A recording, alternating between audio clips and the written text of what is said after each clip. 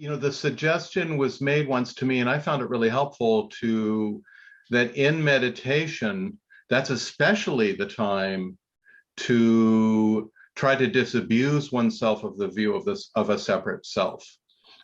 We fall prey to this idea that, well, it's just little old me between my ears right now, and whether I daydream or fantasize or really try to focus, nobody will know. And that's right, that's completely false. And the notion was try to feel during meditation that you are entering an invisible chamber that many other people are in at that moment who are involved in meditation, and try to preserve the kind of respect and silence that you would, and I've always found that very helpful to, to begin to try to calm the mind down.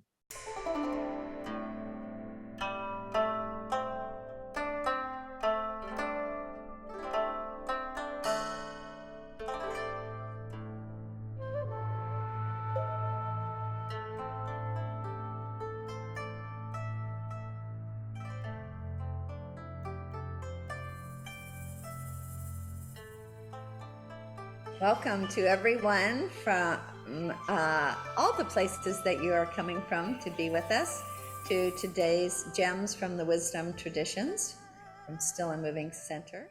This is a conversation circle where all of us will have the chance to share in our personal and collective wisdom. Today, in honor of this being Labor Day weekend, we're taking up the topic from the Still and Moving Center Almanac of work and worship. And to do that, we have a presenter who is a long student of the Bhagavad Gita from the Hindu tradition, as well as studying a number of their philosophical and religious traditions through the study of theosophy. His name is Joseph Miller. He's a longtime friend, and I'm very, very honored to welcome him to speak to us today on work and worship. Well, so glad to be part of this meeting today, and a great chance for a few of us to get together and sort of deepen maybe the meaning of Labor Day, so it's not simply a ritual observance, but we can think a little more closely about it. The title Renee has given me for offering some considerations is work and worship, and I think there is implicit in that title that there must be a connection between the two. And so it immediately throws me back on myself about distinguishing between the appearances of these distinct spheres and what must be a hidden way and method for connecting them. And that took me to the Bhagavad Gita, which is the Hindu song of God. I'm not a Hindu, but I'm one of the, philosophy students that recognizes, like Thoreau recognized and others, that it's a really interesting book to read. It's a philosophical dialogue. But before we get there, let me state the problem. So it seems like conventionally, if I overly caricature it, I'm going to overly caricature it for making the point, we seem to distinguish between work and worship, don't we? Worship is something that happens in houses of worship. On weekends, it's usually the province of one's church or synagogue or mosque. Work is what we do the rest of the time to try to survive. Work is the way that we make a living, the way we sell our labor to the juggernaut of the economy and try to find our position or place so that we can survive. So this is typically the way we look at it. Work, we work in order to make a living.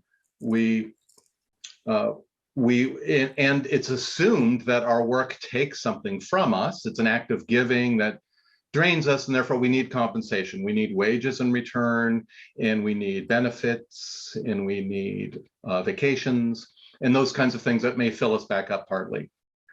And so, I mean, probably none of us look at it in those extreme ways, but that is sort of the idea behind it. And of course, from the classical position or from a deeper spiritual view, that's entirely wrong. And we we should try to bring these two together.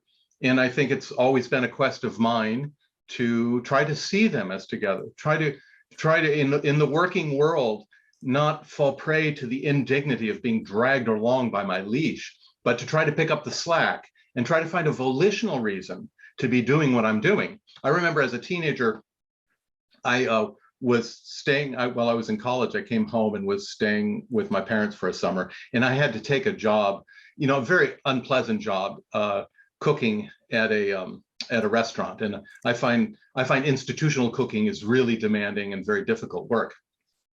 And but I was experimenting with attitude. I thought, well, I have to do this. I might as well experiment. So I was trying to experiment with attitude, and I found that the more I thought about, wow, what we were doing, people are hungry, they're coming in here, we getting supplies, we can feed them. The moment I found a kind of volitional energy rising in me, and I found I was picking up my own slack on the leash, and I found it nourished me much more than to be grieving against it or be begrudging about it and whatnot. And I remember sitting with my father one night after I came home from work. He said, "Well, how was work?" And I said, "Hey, it was pretty good. These people were hungry. They came in. We were cooking for them. The wait people brought it out. We had a whole thing going there. It was really great." And he looked at me very skeptically. And he said, "Really, if you weren't being paid, you would be there?"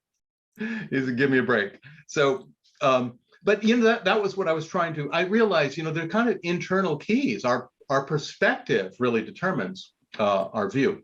So, anyway, so there's a great.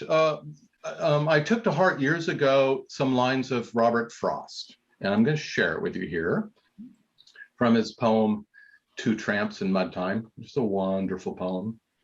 But this is the concluding stanza. "But yield who will to their separation, my object in living is to unite my avocation and my vocation, as my two eyes make one in sight. Only where love and need are one, and work as play for mortal stakes, is the deed ever really done, for heaven and for future's sakes." So there you have it. Love and need, pulling love and need together, and the dignity that goes with that. It's helpful to remember that the word worship is connected with the word worth. Worship is the respect we show to the worthy, and worth is really an inner perception, right? We might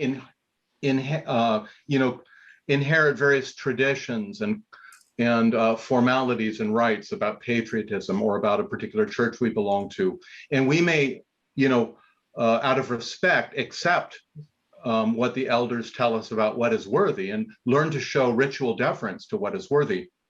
But it can't really be worship in a spiritual sense until we perceive the worth directly, until worth and value come from our own experience. We can't really take that on hearsay, ultimately, even though it might start that way. And this doesn't mean that our elders are wrong about what is worthy. We could indeed learn to grow up and appreciate, come to awaken that sense of value and worth in ourselves. But that's really what it is. And we know that when we experience true worship is I think a form of grace. Ultimately, that is, it's something beyond the personal sense of the ego energy. It's different than ego agency. It's not something you can will. Real worship is something that kind of comes through one's own heart comes forth. There's an energy that's released. And I think the whole trick of what we're talking about today is, how is that energy that's released, how can it find its way into our hands and into our feet and into our tongue and all the ways that we act in the world in our jobs? Isn't that possible to do? And so that's why I wanted to turn to the Hindu philosophical dialogue, the Bhagavad Gita, or the Song of the Divine, as it can be translated. And so in that dialogue, the teacher is Krishna, and he's having this discussion with his student, who is a warrior, who's named Arjuna. And in the third chapter, there is some really interesting things said. They start talking about the binding power of action, which sounds funny to us. Why in the Hindu conception does action have a binding power? Don't forget that the word action in Sanskrit is also karma. So it's this binding power of karma, which I think we can think of a lot of ways. Maybe one of the most easily ways to think of it is in terms of habit or habituation, that as we narrow ourselves along a particular line or path, we wear a rut, and then it becomes hard for us to see past that. It can constrain us and limit us. And so in the Hindu conception of the human soul, we can get stuck in these habit patterns. And we get out of balance because of that. We lose our harmony with the overall universe. And if we lose our harmony, we experience pain and imbalance and lack of power, just like your car. If your timing belt is off, your car is going to misfire and lose its power. So in that sense, our perceptions can be bound, and our vistas of what is possible can be bound. It can be limited by our frame of reference. And action, which we could think of as mental action as well, acts of the emotions, acts of our reinforcing self-righteousness in our opinions, all of these things can narrow us and bind us.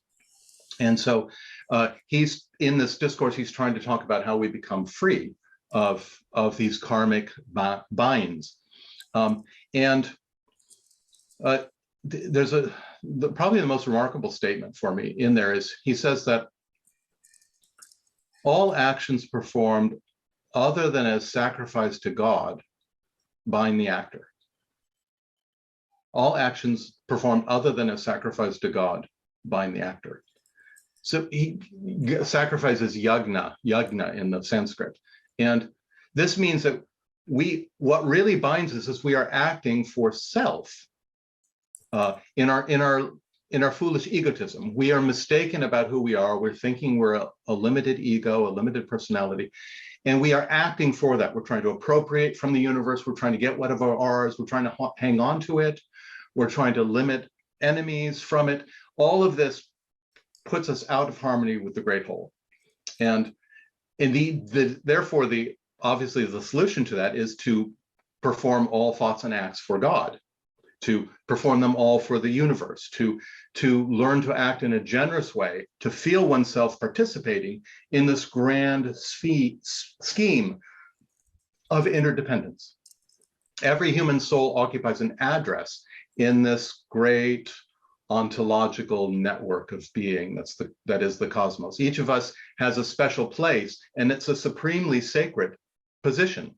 And according to the Hindu scheme, through the justice of karma, the place where you reside and the place where I reside is perfect for our souls at our particular point of growth and evolution. It will provide the right experience, the right learning, the right opportunities for service. All of that is there if we had the eyes to see it. But we spent a lot of times complaining about we're annoyed at the people we're forced to deal with. We complain by the limitations that economic constraints put on us. We're just being held back from who we could truly be and what we could truly want. And all of this, though, unfortunately, all these machinations blind us to a directing, from what we should have a direct engagement in what is directly before us. So all the wise teachers have always said, the duty before you is supremely important. And it's through embracing it fully that it opens the door to whatever is truly next for you. And so, Krishna describes this universe of an interdependent wheel of what he calls the Wheel of Yagna. He says that in the beginning, he tells the mythology of Prajapati, the creator of the world, the creator of form, the creator of the material man. And he says that when Prajapati made human beings, he made them more than just animals. He also infused with them the spirit of sacrifice. And he said to human beings, he said, with this spirit of sacrifice, yagna, offering, generosity, trust, faith, with this, he said, nourish the gods that the gods may nourish you. And he says those who try to take only for themselves and ignore their interdependence in things, they will suffer for it. And they're like a thief in a way. So he said to Arjuna, those who know the truth learn to live in such a way that where they eat the remnants of the sacrifice. They take only the remnants of the sacrifice. So that means a person puts their generosity, their involvement in the whole, their identification with the whole first. And if they do, they will find they always have enough for what they personally need. And he gives this picture. He says that creatures are made of food. Food is nourished by rain. Rain comes from sacrifice. Sacrifice comes from action. And action comes from the Supreme Spirit. Action is rooted in the Supreme Spirit. And therefore, he tells Arjuna, you must learn to act in that way then. You must learn to act in a way that that you are in the world, but not of the world. You can act with a motivation to keep this wheel turning, to keep this wheel spinning on behalf of all creatures. But you can learn that you reside in the heart of the universe that is unmoved. And you can take the position of the divine, that you have nothing either to gain nor to lose from being involved in this world. And he says that alone is the secret of being free from this binding power of action. And so I thought, well, that's really interesting, because the Gita is linking worship with work in that way, that the true worship is not to merely recite in lip prayers how great the divine is and thank him for material blessings, but the true worship is this part, seeing the divine in everything that one does and everything that's around one, and to tap this current from the heart that can find, as I said earlier, find its ways to the hands and feet and tongue. So I think that's probably a good basis for a discussion. So you're talking about worship as not merely prayers on our lips, but as something that comes through our hearts, something of the divine that travels through us into the world. And it is the way that we interact with the world. This interaction is both work and worship. Is that beautiful? That's beautiful. That was what I was trying to say. Bob, were you going to make a comment? No. Well, I think the main thing I got out of it was, one of the things I got out of it is this attitude of either separation or connection.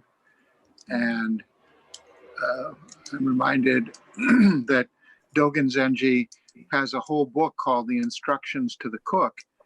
And he's really saying that, that's where the practice really is. The cushions are fine, you face the wall, do your zazen, but the real work is in the kitchen, where you've got to make sure that everything is going right, and you've got to have the right attitude, as you said. And you're not separate. You're connected to the activity. You're connected to your samu, your work for the good of the group. You're cooking the meal for them. So it's an interesting way of looking at things, to not see yourself as separate.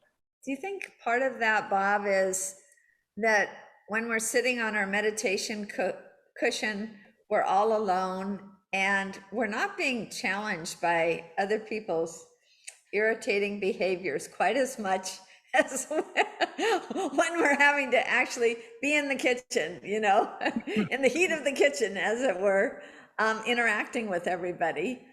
That's when it seems like we get tested to see whether all that internal work we were trying to do on the meditation cushion is actually taking, so to speak.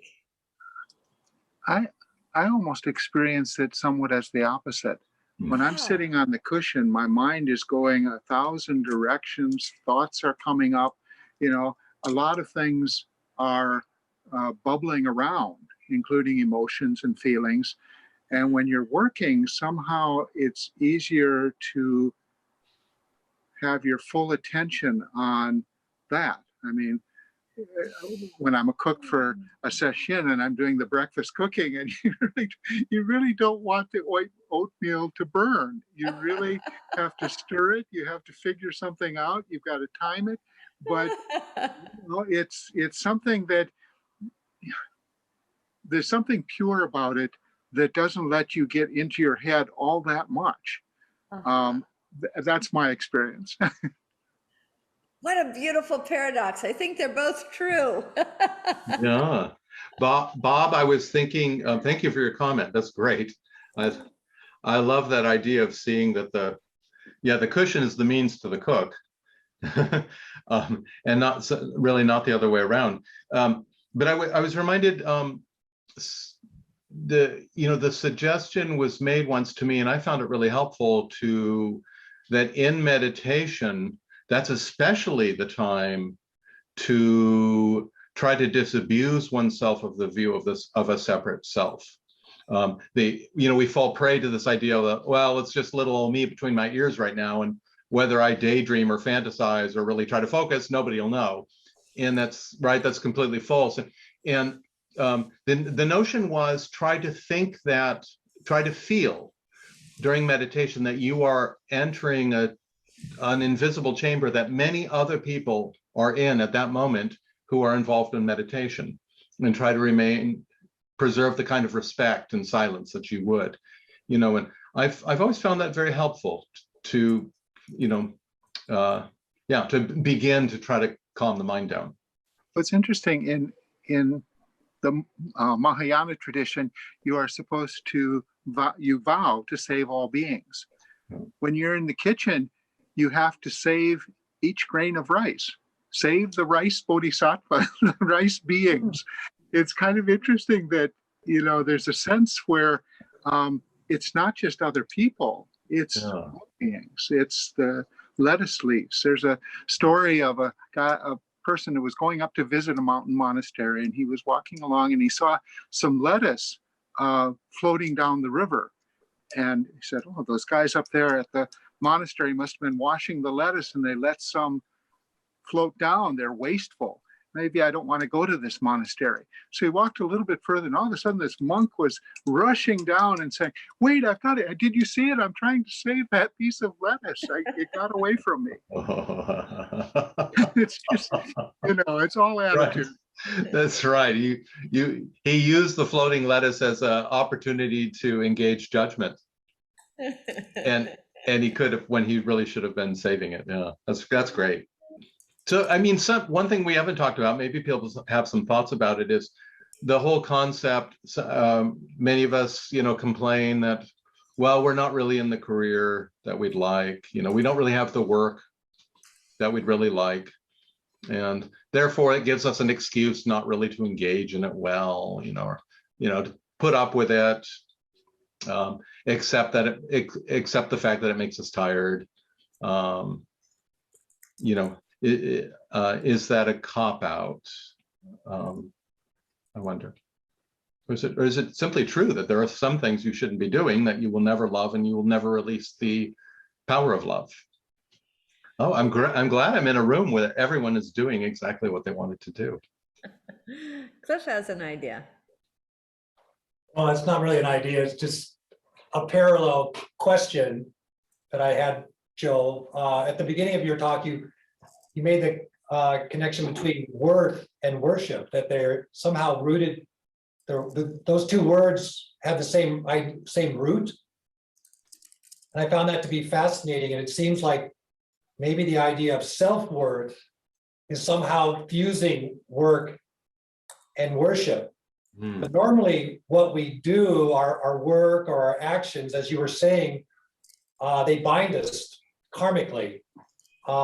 That we don't do our actions as sacrifice to the divine, obviously. So we're therefore, by what you were saying from the Gita, we're bound by our actions, by our work, a lot of maybe by our livelihood, because we do it reluctantly. But I was wondering if there's a connection between the idea of being self-bound, in other words, choosing our dharma somehow, and our self-worth. Can you ask that again, Cliff? Is there a connection between being self-bound and self-worth? Yeah, you know, that's great. So, right, you're contrasting this view of, you know, being involuntarily bound, you know, having one's perceptions distorted, or you know, falling into ignorance and limitation. But then there's this notion of being self-bound. Reminds one of, you know, if a person takes a vow or a commitment, that's looked at as, you know, really important in the sacred traditions. And I was reminded that the word dharma, which we sometimes gets translated to duty or one's own role or one's own place, dharma, svadharma, one's own dharma. Dharma comes from a root dhr, which means to hold fast. So that one's dharma, what will hold you to what you really value? What will sustain you when things aren't going right? What will remind you of what you really love? What will help release in you the eros that your life needs for joy? Well, those are all rooted in your dharma too. That is your dharma. And we inherit this kind of Teutonic notion of duty, which is kind of this heavy, gray, you know, willful kind of thing. It's very different than that Eastern view of dharma. But in the East, you know, there is this notion of making a commitment to one's own place in the universe, and that one recognizes that one is like, you know, part of the fabric of being, like the way a sail, a boating sail is held by each grommet. You have to hold fast your position, even though the whole sail is what's catching the wind and moving the boat. You're one little grommet, but you have a place in that, and you have to hold fast, and you have to recognize and consciously consecrate your particular place, rather than just kind of passively falling into it and reluctantly going along, which doesn't get you anywhere. You want to consciously choose and consecrate your position, and that's part of your dharma. What's going to hold you? You will participate in the integrity of the world, but you will find your own integrity in the process. So the inner integrity and the outer integrity are connected in that way. Mary? Thank you, Joe. I just love these opportunities to kind of share and highlight different things. And when I was reading the title of today's talk, I'm reminded of the Benedictine order, and their motto, or unofficial motto, is ora et labora, so pray and work. And I am acquainted with the Benedictines here on Oahu, and they're in prayer morning, noon, night, and evening, and bedtime, and but they work really hard in whatever they're doing. And I also have brought up my affinity for dirty dishes. And when I am faced with that big sink full of dirty dishes, I start to pray. And it's kind of a reinforcement that, you know, with prayer, with music, with something to distract you, the work gets done quicker. And then the other many hands make light the work. So we've all come from such different backgrounds, different traditions in our lives, but I can see so many similarities, and it just strengthens my heart that we're all going to be fine. Yes, we go through our individual traumas, our individual challenges. Like right now, I've got a child that I'm trying to keep busy, and there she is. Good girl. Thank you. And I'm so blessed to have her in our life. But yeah, thank you, Joe. Amen. Thank you, Mary. I love that reminder about the Benedictine way of life, and the way that they're involved in making everything they do sacred. And I think that's ideal. I'm reminded, I like reading Thomas Merton, who was a Trappist, and anyway, it's just that monastic way of life is honorable for sure.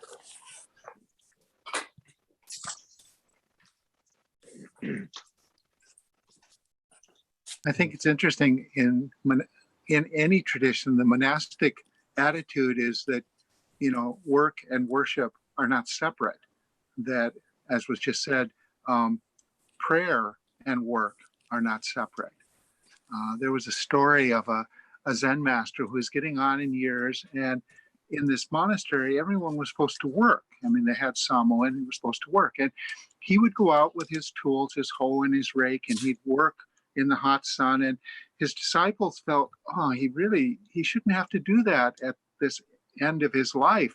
And he should just rest. We will work for him. And so they took his tools and hid them. And the next day he looked for his tools. He couldn't find them. So he didn't come to the meal.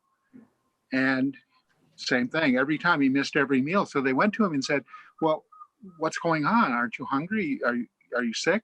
And he said, no, if I can't work, I can't eat. Mm. And they gave back his tools. Mm.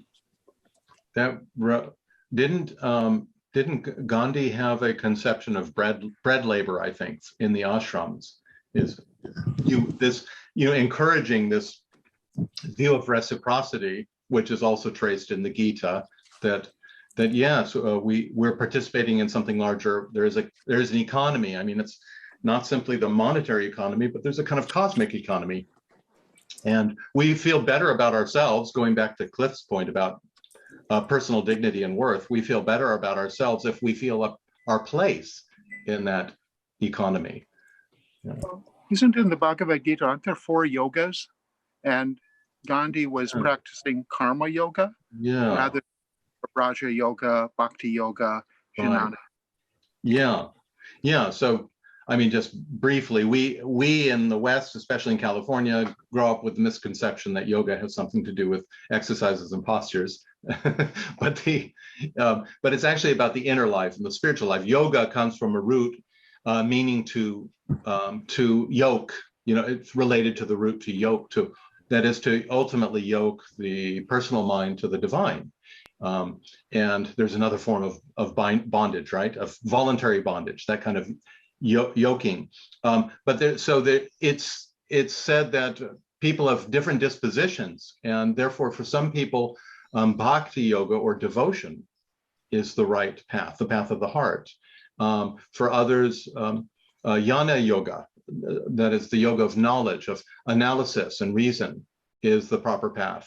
And others, karma, or action in the world, learning to do in a selfless way, and that's kind of what we're focusing on now. And also, though, that Krishna was teaching a synthesis of those 3. In some sense, even though you or I may have a particular disposition in one or the other, we're all involved in all 3. And that synthesis was the royal yoga or Raja yoga. Raj Kumar is one of our frequent participants here, and he's someone who found it as his svadharma to create the Gandhi International Institute for Peace. Yeah. So he's with us today, and I wonder what thoughts you might want to share with us, Raj. I saw Raj's statement. That was very good. That came on the chat briefly there. There we go. Gandhi believed in action, and he was a man of action. That's what he proved. He led the satyagraha, the civil disobedience. He marched with only 78 people to oppose this tax on salt, which was good for survival for humanity. And he felt that it was unjust. The British government imposed tax.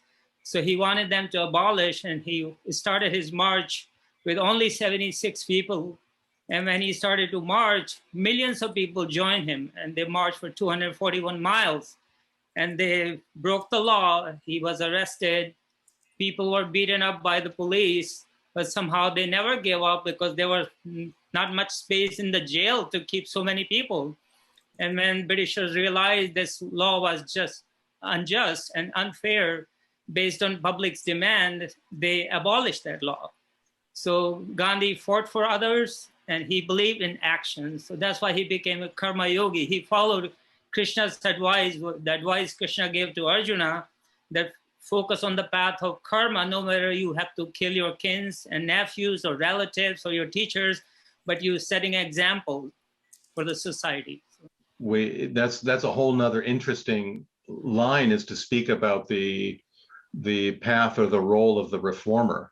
That their work entails challenging the habits, dispositions, predilections of a whole culture and society. And they're as Gandhi taught, the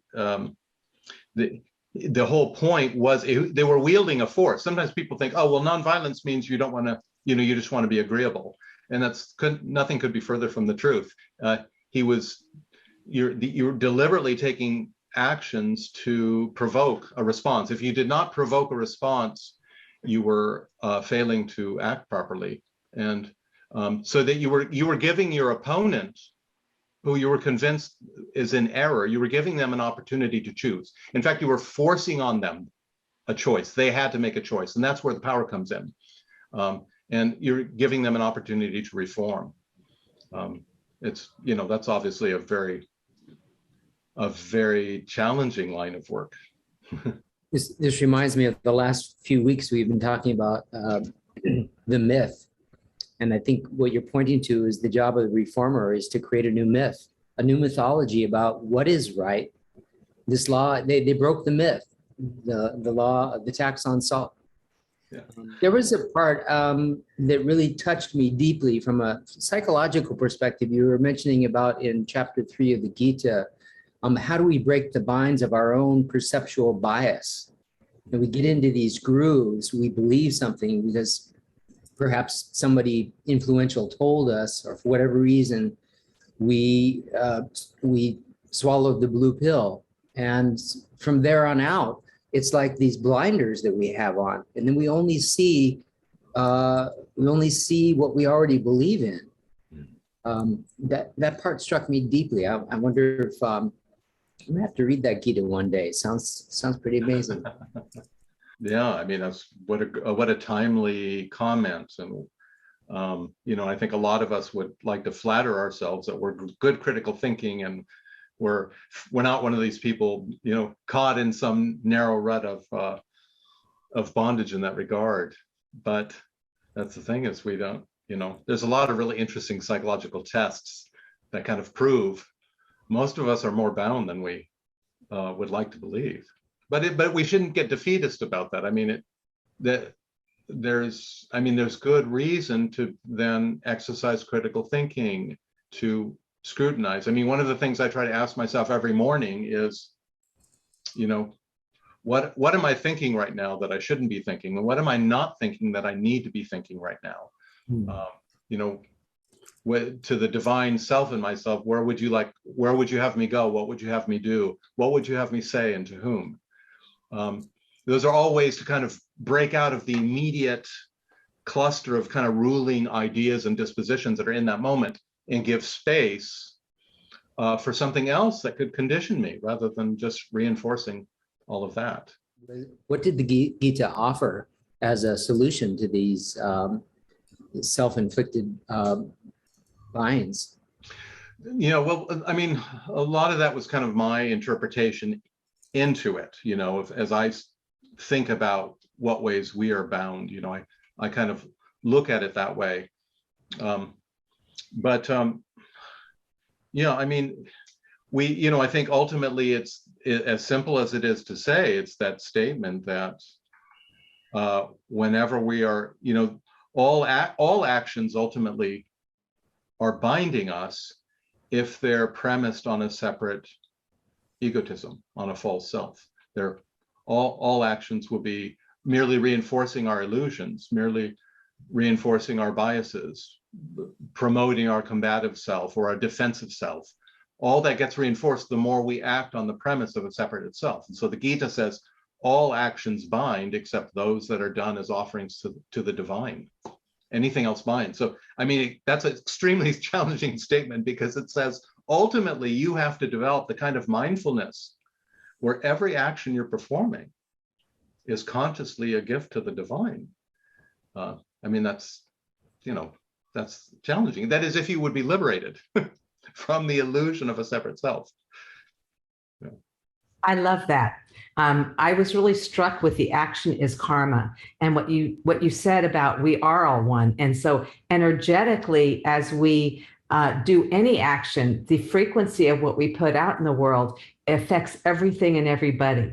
And it is how our mind perceives it. And is it divine working through me, or, you know, as that's the practice for me. It's like, what will you have me do now? And you said something about doing what's in front of you, embrace the duty in front of you, and then you'll be shown the next step. And I really believe that's true, whether we're in a job that we don't like or a job that we like. If we can do whatever we're doing wholeheartedly and with compassion and as a prayer, then it's going to have a positive effect. Even with what's going on in the world right now, living love and light and sharing that in the world instead of staying in fear, anger, and hurt, because that's the energy. Everything that we do and say affects everybody and everyone because we're one. And so it's like, how do we, if we really know that action is karma, and we really know that we are all one, that anything we say and do shares in a frequency in the world that can change everything. So keeping aware of the divine and working,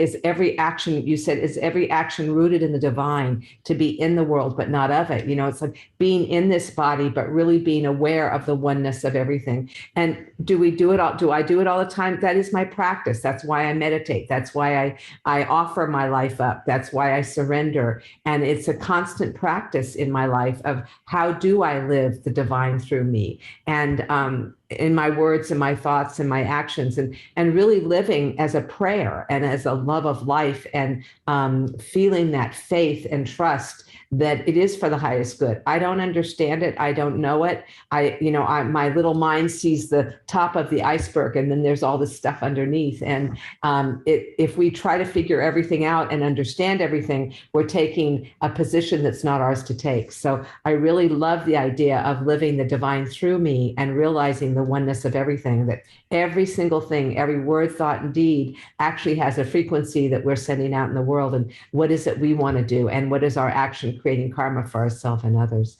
I loved your talk. Thank you so much. Thank you for that statement, Diana. That's very beautiful. Raj, you had your hand up. Yeah, I wanted to say the the Ramayana scripture teaches us how to live an ideal life and follow Ram's example, that how he gave up everything in his life and followed father's order and went to the jungles and spent 12 years. So Ramayana teaches us how to live an ideal life. And Mahabharata teaches us what not to do in life, to have quarrel or problem in life with others. And Gita teaches us how to live in harmony with all the creatures and human beings on earth. So that's the message I wanted to give. A lovely summary of these huge epics. Yeah. Well, I also think of the Four Noble Truths. Life is suffering. The reason we suffer, we want it to be different. And the way out, there is a way out. And the way out is actually the Eightfold Path. And for me, the center is meditation, right livelihood, right thought, right action, and not right from wrong, but really being aware of the divine in all that we do. And even whether it's a job we don't like or whatever, the more we want it to be different, the more that we're not present 100%. And we're coming from our ego mind of anger or hurt, and we're really not having being aware of that right livelihood, right thought, right action, and practicing that in our daily life. And the reason we suffer is because we want it to be different. And there's a lot we may want to be different in the world, especially these days. And all I can do is pray and live love and light and practice that in my life and be supportive where I can. That's a lovely interpretation of that.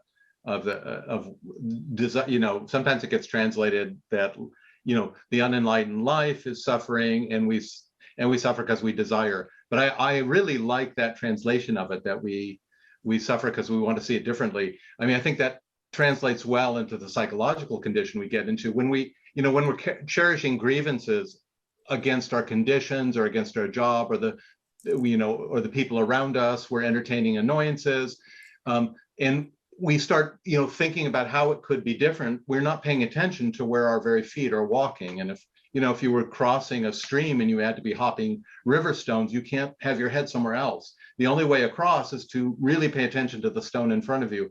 So I'm also a big believer in that, after the School of Heart experience, that we really have to surrender in a way to our present conditions. And that may be the best way, that may in fact be the most effective way for changing those conditions into something more desirable to us, paradoxically, by surrendering to them. It strikes me when you said surrender, it's so interesting. And one of the hardest things about the Gita for me is, the role between the Atman and your ego self. Yeah. Because at one point, Arjuna says, well, I'm a warrior and I don't want to fight. These people are my cousins. They're related to me. I'm tired of killing. And Krishna says, the Atman has never died, has never killed. Get over it. And at some point I'm going, what? Peace is so much better than war. How can you say that? And yet our small ego has to really be surrendered to what was just called the one body. But that is a real tough teaching at that moment when he's saying, hey, your work is killing people. You're a soldier. That's what you do. You follow orders and people die. And that's your dharma. That's tough stuff. Yeah. In chapter 3, what I was talking about, he also says that those who see clearly recognize that the divine truth is that I am doing nothing in acting and in breathing and eating food and moving, and that the propensities in nature are doing their thing. And it reminds me, you find in the writings of the American Transcendentalists and Emerson, Thoreau, and Whitman, you can all find statements they make, personal statements they make about, they all were haunted by a sense that there was something about them that was uninvolved, something about them that there was a kind of, Whitman said he was haunted by a sense of duality, of that there were two selves. There was some, and he discusses this in Song of Myself, but apart from the pulling and the hauling stands what I am, stands removed, indifferent. So there was this sense, and it seemed to me the Gita in chapter 3 was talking about by coming, the sage comes to this realization, I'm not the doer. In some sense, he's recognizing that it is the spirit of sacrifice in us that is ultimately who we are and is ultimately the doer of all. So in becoming, what was it Gandhi said, if you want to float on the ocean of truth, you have to reduce yourself to a zero. Well, that doesn't mean you're annihilated. In some sense, it means that you inhabit the whole universe for the first time. So, of course, the Gita is, I'm a pacifist and I'm against war. And I think human beings should, I'm sort of a child of the Enlightenment. I think human beings should resolve their differences through reason and persuasion and discussion, rather than me saying, I disagree with you and therefore I'm going to destroy your person and your property. So I'm one of those people who enjoys the Gita metaphorically. Of course, that there's limitations to that view. But yeah, he says the true spirit, the spirit within us can neither be threatened nor can it threaten. It's not involved in this drama. I think about sometimes the conductor of an orchestra. He knows the score. It's embedded in every cell and fiber of his body and brain, and he's lived. So he knows the drama that's about to unfold in this piece of music. The motifs, how they'll be born, how they'll develop, how they'll conflict with other motives, and how they'll resolve, how new things will emerge. There's going to be this whole thing, and he's in the center of it, and he watches it unfold. He may have favorite parts of the music, but they can't stand alone. He, in a sense, is none of those parts, but he's all of those parts, and he sees them all unfold in this panoply. And I think that reminds me of what Krishna says at the end of the Gita, that in the heart of all being, in the very center, is the Lord. And the whole cosmos moves like a wheel, as if all creatures move as if mounted on a giant wheel going around that center, but that center is unmoved. And I think no matter, even if Arjuna was a cook or Arjuna was a mason or something, I think he'd get the same yoga teaching. Yeah. And there's this one saying in Buddhism that, when you're enlightened, all things are one. But until you get to that point, all your karmic debts must be repaid. So, there's, until you get to the point of being, Krishna, you better be careful how you deal with that action and responsibility. Mm-hmm. Yeah.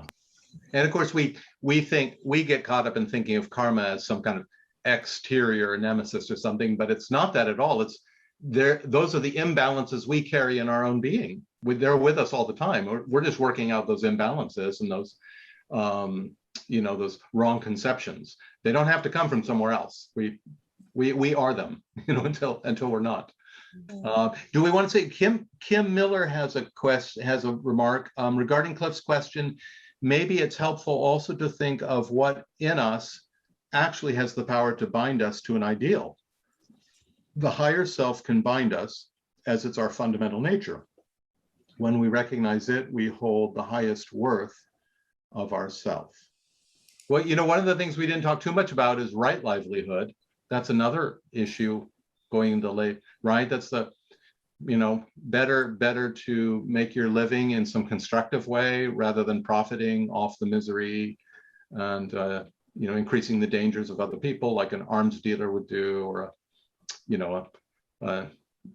somebody who makes a terrible pesticide or something like that.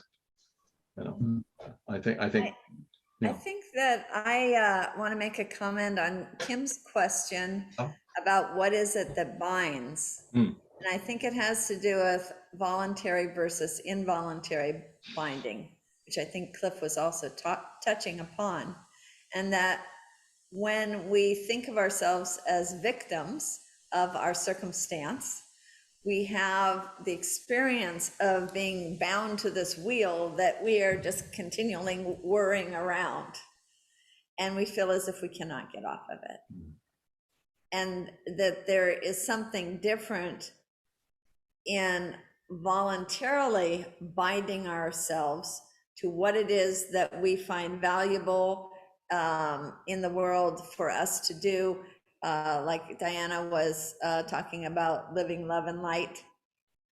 Binding herself to that is actually a way of unbinding ourselves from all the things that we feel victimized by. We have made a choice and we are now self-directing agents. No matter what may come of it, we have chosen it. And so we are not bound to continually suffer from things that do not feel as if we have any control over, because we've made our own choice. And now whatever is the result of our choice, okay, I own that. I made a choice. I'm going to follow this path. And the result comes to me out of my own free will. Yeah, I'm reminded that Professor Raghavan Iyer once spoke about and I think it was in an essay, choosing what is, looking at your life and seeing the elements of it that are hard to change. But there's a big difference between resisting those or trying to wish them away and choosing them. So you choose what is unchangeable in your own life, and therefore you make it your own, in the sense that Renee was just saying. But wouldn't Gandhi say that really you want to choose and bind yourself to a vow of truth and nonviolence? And that becomes an ideal, which is what Kim, I think, is referring to. And in that way, all the other issues then can be matched up against the ideal. And all these ideas that come and go, we could sift them in terms of, is this pointing to our true nature, our heart's quality? So there's a meditation of sorts throughout life, not just sitting particularly, although it could occur there, but through life, about sifting the true and the everlasting from the ephemeral, and the titillating and the sensual. Being able to yoke oneself to a vow, if necessary. Gandhi talked a lot about vows, to truth and nonviolence. So that becomes a right angle for us. And a right angle is very sturdy. Right. Yeah, those were, he called them the twin absolute, his twin absolute principles, right? And they, which means that they don't change. Like you said, Maurice, we would distinguish those from all the others. And also by their own light, we would be over a lifetime refining our very idea of what truth and what nonviolence are. But they would never change. They would become clearer and clearer, and would become the testing ground by which, the litmus test, or the testing stone by which we try the truth of other things. Yeah, what a remarkably fundamental insight Gandhi had in coming up with that. Yeah. For years I was sort of struck by the notion of nonviolence. As I grew it, at first I thought it was just being a nice guy and not ruffling feathers and being very forgiving and going along with people. And then I slowly realized that's not it at all. And it really has to do with you recognizing how coercion always degrades oneself and others. How to use coercion on other human beings really is very harmful. And so that one could purify one's relationships to stand by what is voluntary in another person and what is on the side of their strength and their knowledge. But in recent years, in view of what's gone on with our culture and social media and everything, I've really seen how powerful the vow of truth is. But seeing truth not as a doctrine, but almost like a verb. Truth is an aspiration.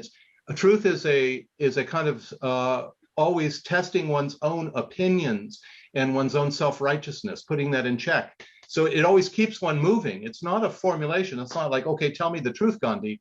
It's how one handles concepts and opinions and ideas, a kind of divine restlessness with tidy, conclusions. I think there was that phrase, I don't know if carpenters use it, truing oneself. Yes. Truing a wheel, yeah. I'm seeing that we've reached the top of our hour and gone just a minute beyond it. Joe, I wondered if you wanted to make just one final little comment about work and worship. And then Raj, I wondered if you might want to give a vote of thanks to Joe Miller for his presentation. And nothing more except thank you, all of you, for gathering today. And I'm so glad we could put our heads and hearts together about such an important topic as work and worship. I really value all the things that have been shared today. And I'm grateful to Renee for inviting me to kind of get the grist for the mill, getting the wheel going. So, thank you. Yeah, thank you. Anybody else want to make a comment to Joe before we sign off? Absolutely brilliant, and just every word was a real gem. So I really appreciate your participation. Thank you, David. I'm so glad it spoke to you. So thank you all so much for your attendance. And Joe, that was marvelous. Can't thank you enough.